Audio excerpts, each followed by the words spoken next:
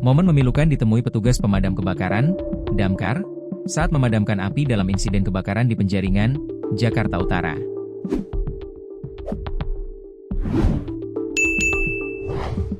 Kebakaran hebat yang terjadi di satu rumah, yang juga dijadikan tempat usaha itu, tepatnya di Jalan Lindung, Teluk Gong, Pejagalan, Penjaringan, Jakarta Utara, Jumat, 19 Desember 2025.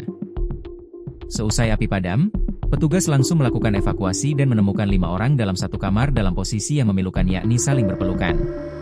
Posisi tersebut memperlihatkan kelima orang, yang terdiri dari satu keluarga dan satu asisten rumah tangga itu, bak pasrah menghadapi apa yang terjadi.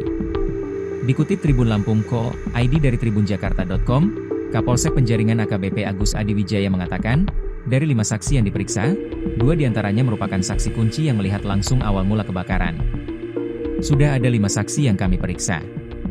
2 diantaranya saksi kunci yang mengetahui dan melihat awal kejadian, kata Agus Adi. Agus menjelaskan, kebakaran pertama kali diketahui dari laporan warga sekitar area parkiran yang melihat percikan api di bagian depan rumah. Api kemudian dengan cepat membesar dan menjalar ke bagian belakang bangunan.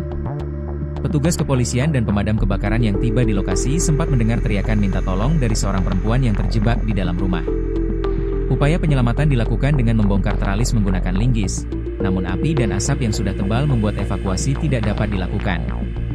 Proses pemadaman dan pendinginan berlangsung lama karena rumah tersebut juga digunakan sebagai toko online yang menyimpan barang-barang mudah terbakar seperti plastik dan pipa.